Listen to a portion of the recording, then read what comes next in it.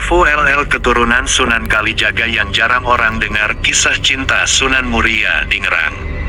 Sunan Kalijaga setelah mempersunting Dewi Saro, dia diberi keturunan ialah Raden Umar Sahid, yang nanti akan sering dikenal sebagai Sunan Muria. Beliau juga seorang Dewan Wali Songo dan cara dakwahnya sama seperti ayahnya Sunan Kalijaga.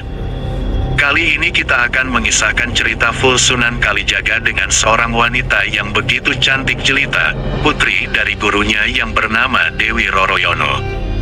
Selamat menyaksikan. Raden Umar Sahid beliau menuntut ilmu di salah satu pesantren yang berada di Merang, menuntut ilmu dengan orang terkenal yang sering disebut Sunan Ngerang.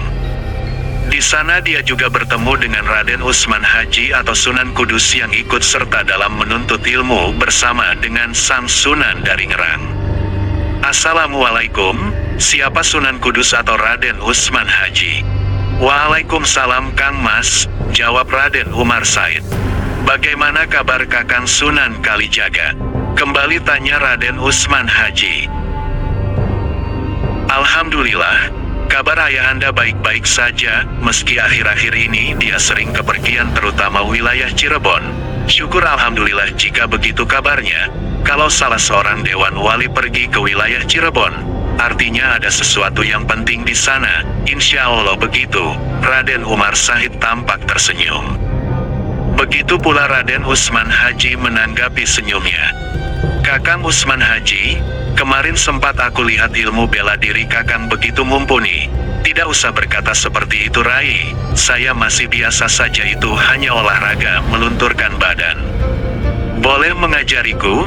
Bagaimana cara bermain pedang Kakang? Pintar Raden Umar Sahid. Insya Allah, mari kita coba. Raden Usman Haji menanggapi permintaan dari Raden Umar Sahid. Sejurus kemudian mereka saling memasang kuda-kuda sembari memegang pedang yang terbuat dari kayu hanya digunakan untuk sebatas latihan. Melihat kedua Raden atau putra-putra dari kalangan atas melakukan gerakan bela diri, menjadikan hal tersebut pusat perhatian dari para santri.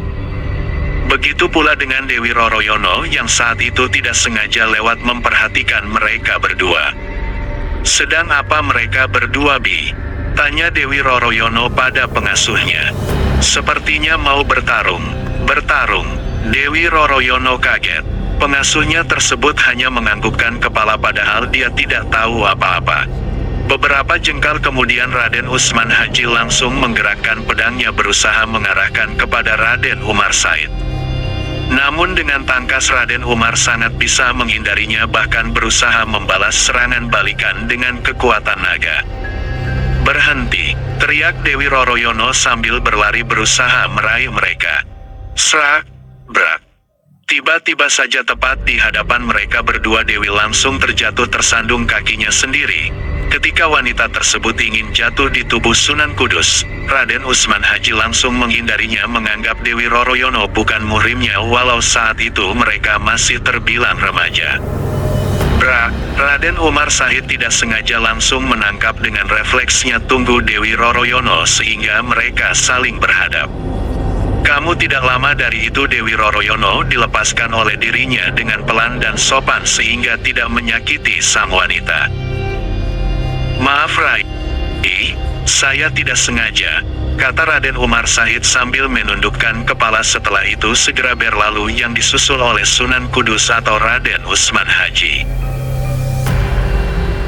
Inilah kenangan pertama sang Dewi yang menghantarkan dirinya pada sang cinta laki-laki yang luar biasa tampannya dan terus berusaha menundukkan kepala, menghindari tatapan dengan dirinya. Hal tersebutlah yang membuat getaran-getaran di dalam jiwanya. Tidak apa non, pengasuh Dewi Roroyono panik. Tetapi wanita cantik itu hanya senyum-senyum sendiri sembari memperhatikan punggung Raden Umar Sahid yang semakin menjauh.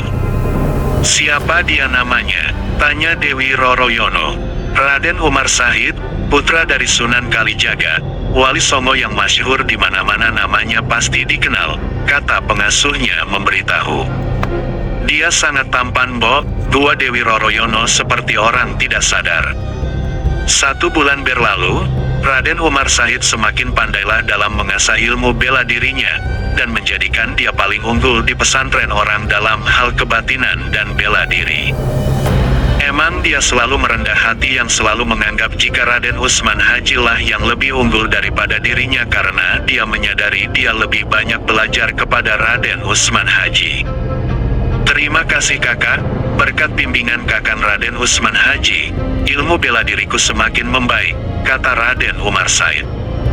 Bukan membaik Dimas, tetapi luar biasa bahkan aku pun merasa minder dan kalah denganmu, jawab Raden Utsman Haji dengan senyum tipisnya. Ah, kakang Raden Utsman Haji ini, selalu seperti itu merendah diri, bukan kami memang begitu Dimas, Guru Sunan Ngerang pun memujimu seperti itu. Raden Umar Said tampak malu-malu terus dipuji oleh Sunan Kudus, tapi tetap saja kakang, semua ini berkatmu yang terus membimbingku dengan sabar. Raden Umar Said tidak ingin berlarut-larut dalam obrolan tersebut, dia hanya bisa mengusap pundak Raden Umar Said yang sudah mirip seperti adiknya. Aku pergi dulu, masih ada satu juz yang belum aku tafsirkan di dalam Al-Quran, kata Raden Utsman Haji dengan senyum tipisnya. Raden Umar Said hanya menganggukkan kepala setelah menjawab salam dari Raden Utsman Haji yang setelah itu berlalu. Masih tertarik dengan ilmu bela diri, mungkin waktu itu umurnya masih muda dan belum gejolak untuk terus menguasai jurus-jurus dalam aliran pencak silat yang terus dikembangkan dari gurunya dan juga dari alam yang ia lihat. Pujiwati, kamu lihat dia, kata Dewi Roroyono menyuruh adik perempuannya yang masih kecil untuk memperhatikan Raden Umar Said. Bukankah itu Raden Umar Said Mbah Yu? Dewi Roroyono langsung melirik tajam ke arah adiknya dan terus berkata, kamu mengetahuinya. Siapa yang tidak tahu dengan dia, dia selalu menjadi pusat perhatian, bahkan bapak saja terus memujinya karena dia begitu pandai. Kok, aku baru tahu, Dewi Roroyono tampak bingung, orang terkenal Raden Umar Said baru ia mengetahuinya.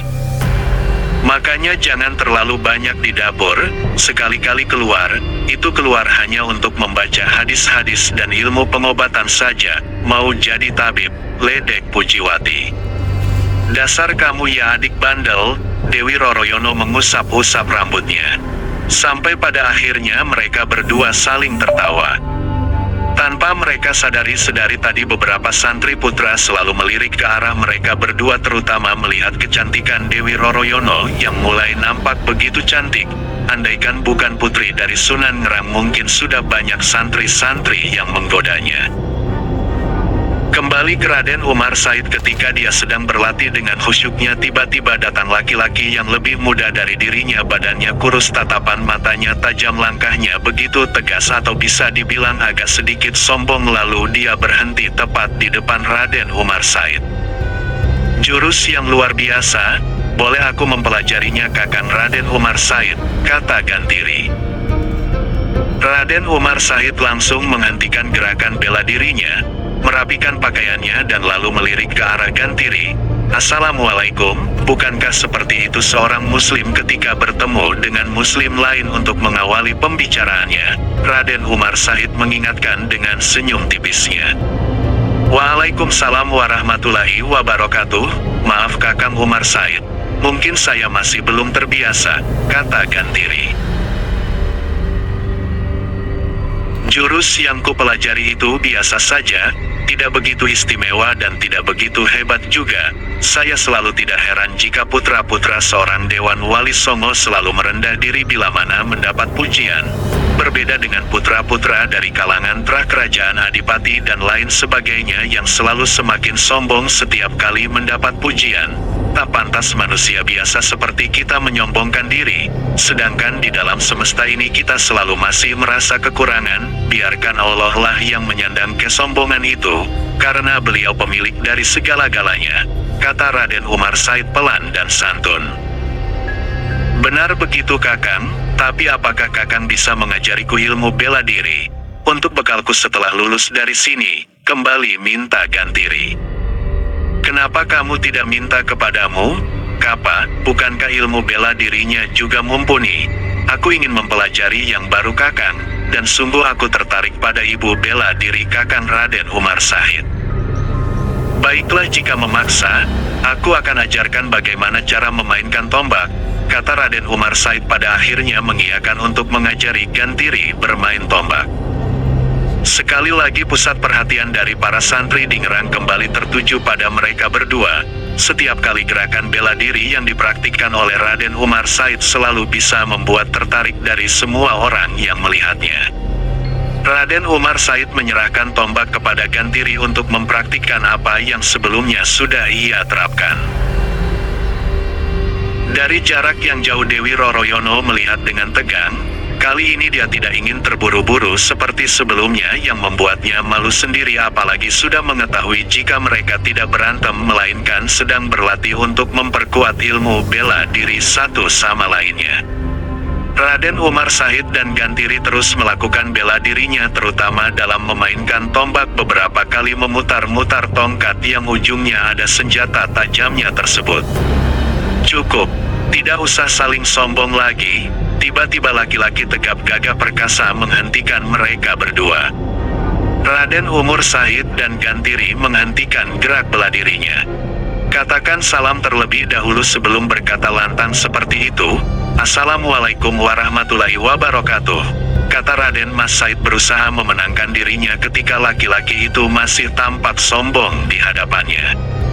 Tidak usah banyak basa-basi, aku tahu kamu selalu mendapat pujian dari Mahaguru Sunan Ngerang. Lagi laki-laki itu meninggikan suaranya. Nan jauh dari sana Derby Roroyono dan Pujiwati terlihat tegang menyaksikan perdebatan yang berlangsung. Kakang Petak Warak memang selalu seperti itu, orangnya agak irian. Pujiwati menimpali agar tidak suka dengan sikap laki-laki yang gagah perkasa. Emang dia siapa sih? Seolah-olah sok berani. Dewi Roroyono tidak suka dengan sikap laki-laki tersebut. Dengar-dengar sih masih kalangan kerajaan, anak salah satu adipati. Kembali Pujiwati memberitahu kakaknya yang benar-benar tidak tahu menahu mengenai berbagai informasi di sekitar pesantren. Umar Said, jika kamu memang memiliki kemampuan yang luar biasa, mari kita tanding di sini. Buktikan siapa yang kuat di antara aku dan kamu, Petak Warak menantang. Gantiri sebenarnya geram melihat sombongnya seorang anak dari adipati. Namun sekali lagi Raden Umar Said menahannya agar tidak terlalu terbawa amarah. Tidak usah bertarung, aku mengaku kalah Petak Warak, seluruh santri di Ngerang mengetahuinya. Jika kamu unggul dari kita semua, lebih baik kamu simpan saja bela dirimu itu. Assalamualaikum, kata Raden Umar Said pelan dan penuh pengertian, dan setelah itu berlalu meninggalkan Petak Warak. Sebenarnya anak dari adipati itu begitu murka sampai mengepal tangannya, namun dia tidak bisa berbuat apa-apa. Dia juga sebenarnya masih takut jika harus membuat kerusuhan di pesantren Ngerang, apalagi jika sampai tahu sang guru mengenai kerusuhan ini. Tidak lama dari itu kakak dari Gantiri datang, ialah Kapak. Mereka saling pandang satu sama lainnya, terutama kepada sang anak adipati. Secara tiba-tiba angin berhembus kencang, debu-debu berhamburan menutupi kelir lakon cerita, membawa semua hamparan dalam sebuah kenangan di benak Deni Roroyono. Dewi Roroyono yang tampak duduk di taman kaputren pesantren Ngerang kembali sadar dari lamunannya. Peristiwa panjang itu yang membuatnya rindu kepada Raden Umar Said yang saat ini dia pun mengetahuinya dia masuk salah satu dewan wali. Usianya yang sudah 20 tahun, wanita cantik itu tampak bersinar dan menjadi primadona di Ngerang. Kecantikan sang dewi sering dikatakan melebihi kecantikan dari Ken Dedes pada zaman Singosari. Semua orang tak meragui hal itu, memang benar kenyataannya seperti itu. Rama Sunan Ngerang sepertinya menyetujui mengenai pesta hari jadi Nyai Roroyono. Salah seorang pengasuhnya memberitahu sang dewi. Dewi Roroyono tampak tersenyum, dia merasa bangga dan senang jika ayahandanya menyetujui atas usulannya tersebut, terutama akan mengundang murid-muridnya yang dulu kembali kumpul di pesantren. Tujuan utamanya ialah ingin bertemu dengan Raden Umar Said yang saat ini sudah menjadi anggota Dewan Wali, bahkan dikatakan juga sudah memiliki pondok pesantren. Singkat cerita, hari jadi itu pun tiba, seluruh murid Sunan Ngerang datang semua. Adipati Petakuarak pun datang dengan jubah kebanggaannya yang saat ini sudah diangkat menjadi seorang adipati kepercayaan. Tidak ketinggalan Kapak dan Gerdiri pun ikut datang meski kabar di mana-mana santer jika dia menjadi seorang pencuri di desa-desa dan di hutan-hutan. Raden Usman Haji atau yang saat ini dikenal sebagai Sunan Kudus juga masuk ke dalam anggota Dewan Wali ikut datang. Tidak ketinggalan sang laki-laki yang diharapkannya benar-benar datang pula yang sudah sedari tadi ia tunggu-tunggu. Setelah kamu berkumpul, Dewi Roroyono dan adiknya yaitu Dewi Pujiwati keluar menghidangkan makanan dan minuman. Keduanya adalah darah-darah cantik rupawan, terutama Dewi Royono yang berusia 20 tahun bagaikan bunga yang sedang mekar-mekarnya, begitu indah kecantikannya. Namun bagi Sunan Kudus dan Sunan Muria yang sudah berbekal ilmu agama dapat menahan pandangan matanya sehingga tidak terseret oleh godaan setan, tapi seorang murid Sunan Ngerang yang lain yaitu Adipati Petakuarak memandang Dewi Roroyono dengan mata tidak berkedip melihat kecantikan gadis itu. Sewaktu menjadi cantrik atau murid Sunan Ngerang yaitu ketika Petakuarak belum menjadi seorang Adipati, Roroyono masih kecil, belum nampak benar kecantikannya yang mempesona, sedangkan sekarang gadis itu benar-benar membuat sang Adipati tergila-gila. Sepasang matanya hampir melotot memandang gadis itu terus-menerus. Karena dibakar api asmara yang menggelora, Adipati tidak tahan lagi nafsunya bergejolak. Dia berusaha menggoda Roroyono dengan ucapan-ucapan yang tidak pantas, lebih-lebih setelah lelaki itu bertindak kurang ajar dengan memegang bagian-bagian tubuh sang Dewi yang tidak pantas untuk disentuh. Dewi Roroyono menjadi marah. Nampan berisi minuman yang dibawanya sengaja ia tumpahkan ke pakaian sang Adipati.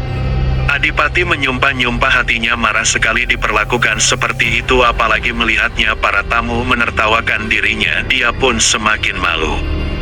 Andaikan sang Dewi bukan anak dari gurunya, mungkin saja sudah ditampar oleh dirinya. Roroyono masuk ke dalam kamarnya. Gadis itu menangis sejadi-jadinya karena dipermalukan oleh sang Adipati yang bengis, yang sejak dulu keangkuhan dan kesombongannya tidak pernah hilang. Malam hari tamu-tamu dari dekat sudah pulang ke tempatnya masing-masing. Hanya tamu jauh terpaksa menginap di rumah Sunan Ngerang, termasuk sang Adipati Petakuarak dan Sunan Muria. Namun hingga lewat tengah malam Adipati belum dapat memejamkan mata, bayangan dan pikirannya masih tertuju pada wanita cantik yang tidak lain adalah Roroyono. Karena gejolak nafsunya, dia berniat untuk menculik sang Dewi, mengendap-ngendap dan lalu menggunakan ajian yang ia pelajari agar Dewi tidak sadarkan diri dan di bawahnya keluar melalui jendela, larinya menuju ke arah Mandalika, wilayah Keling atau Kediri. Setelah Sunan Ngerang mengetahui putrinya diculik oleh Adipati, maka beliau berikrar siapa saja yang berhasil membawa putrinya kembali ke Ngerang akan dijodohkan dengan putrinya itu, bila perempuan akan dijadikan saudara Dewi Roroyono. Namun semua muridnya tidak ada yang berani, mengingat keberingasan dan kemurkaan yang begitu luar biasa, apalagi kekuatan sang Adipati membuat semua muridnya takut. Tetapi Sunan Muria berusaha memberanikan diri membantu sang gurunya untuk mengembalikan putri kesayangannya. Saya akan berusaha mengambil Dewi Roroyono dari tangan Petakuarak, kata Sunan Muria kepada gurunya, dan setelah itu langsung mengejar sang Adipati lari ke arah Mandalika. Tetapi di tengah perjalanan Sunan Muria bertemu dengan Kapa dan Gentiri, adik perguruan yang lebih dahulu pulang sebelum acara syukuran berakhir. Kedua orang itu merasa heran melihat Sunan Muria berlari cepat menuju arah daerah Keling. "Mengapa Kakang tampak tergesa-gesa?" tanya Kapa. Sunan Muria lalu menceritakan penculikan Dewi Roroyono yang dilakukan oleh Adipati Petakuarak. Kakak beradik tersebut sangat menghormati Sunan Muria, terutama Gentir, karena pernah diajari ilmu bela diri beberapa kali. Keduanya lantas menyatakan diri untuk membantu Sunan Muria merebut kembali Dewi Roroyono. Kakak sebaiknya pulang kepada Padepokan Gunung Muria. Murid-murid kakak sangat membutuhkan bimbingan, biarlah kami yang berusaha merebut Dewi Roroyono. Kalau berhasil Kakang tetap berhak mengawininya, kami hanya sekedar membantu, demikian kata Kapa. Aku masih sanggup untuk merebutnya sendiri, kata Sunan Muria. Itu benar, tapi membimbing orang memperdalam agama Islam juga lebih penting, percayalah pada kami. Kami pasti sanggup merebutnya kembali, kata kakak beradik itu ngotot. Sunan Muria mengiyakan permintaan kakak beradik seperguruannya. Rasanya tidak enak menolak seseorang yang hendak berbuat baik, lagi pula ia harus menengok para santrinya di padepokan Gunung Muria.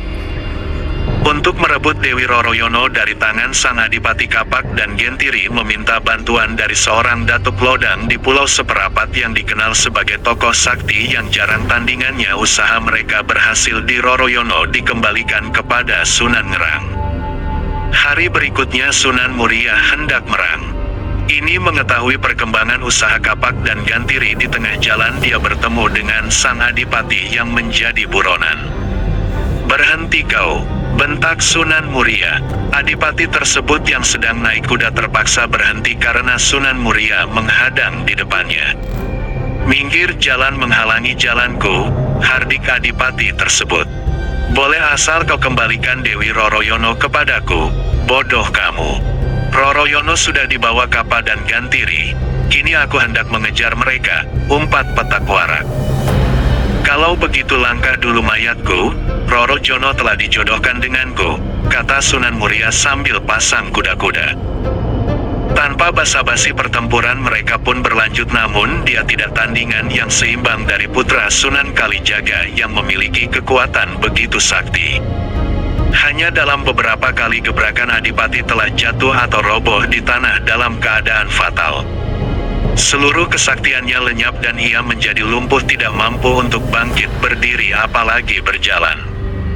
Kemudian meneruskan perjalanannya ke Juwana. Kedatangannya disambut gembira oleh Sunan Ngerang. Karena kakak beradik yang membantu Sunan Muria telah bercerita secara jujur bahwa mereka sendiri yang memaksa mengambil alih tugas Sunan Muria mencari Roroyono, maka sudah menyerang, pada akhirnya menjodohkan Dewi Haryono dengan Sunan Muria. Upacara pernikahan pun segera dilaksanakan. Kapa dan Gentiri yang berjasa besar itu diberi hadiah tanah di Desa Buntar. Dengan hadiah itu keduanya sudah menjadi orang kaya yang hidupnya serba berkecukupan. Sedangkan Sunan Muria segera memboyong istrinya kepada Depokan Gunung Muria. Mereka hidup bahagia karena merupakan pasangan yang ideal. Tidak demikian halnya dengan Kapa dan Gentiri. Sewaktu membawa Dewi Roroyono dari Keling agaknya mereka terlanjur terpesona oleh kecantikan wanita jelita itu. Siang malam mereka tidak dapat tidur, wajah wanita itu senantiasa terbayang, namun karena wanita itu sudah diperistri kakak seperguruannya mereka tidak dapat berbuat apa-apa lagi. Hanya penyesalan yang menghujam di dada mengapa dulu mereka berburu-buru menawarkan jasa baiknya. Betapa enaknya Sunan Muria tanpa bersusah payah sekarang menikmati kebahagiaan bersama gadis yang mereka dambakan. Agama agar laki-laki diharuskan menahan pandangan matanya dan menjaga kehormatan mereka. Andai kata kakak beradik tersebut tidak menatap terus-menerus ke arah wajah dan tubuh Dewi Roroyono yang indah, pasti mereka tidak akan terpesona dan tidak terjerat oleh iblis yang memasang perangkap pada pandangan mata. Ini kakak beradik tersebut benar-benar telah dirasuki iblis. Mereka bertekad hendak merebut Dewi Roroyono dari tangan Sunan Muria. Mereka telah sepakat untuk menjadikan wanita itu sebagai istri bersama secara bergilir. Sungguh kecil rencana mereka. Gentiri berangkat lebih dulu ke Gunung Muria, namun ketika hendak melaksanakan niatnya dipergoki oleh murid-murid Sunan Muria. Terjadilah pertempuran dahsyat, apalagi ketika Sunan Muria keluar menghadapi Gentir. Suasana menjadi semakin panas. Akhirnya Gentiri tewas menemui ajalnya di puncak Gunung Muria. Kematian adiknya tersebut cepat tersebar ke berbagai daerah, tapi tidak membuat surut niat Kapa. Kali ini kakaknya memiliki rencana yang cukup cerdik. Dia datang ke Gunung Muria secara diam-diam di malam hari, tak seorang pun yang mengetahuinya. Kebetulan pada saat itu Sunan Muria dan beberapa murid pilihannya sedang berpergian ke Demak Bintoro. Kapa menyirip murid-murid Sunan Muria yang berilmu rendah yang ditugaskan menjaga Dewi Roroyono. Kemudian dengan mudahnya Kapa menculik bawa wanita impiannya itu ke Pulau Seperapat.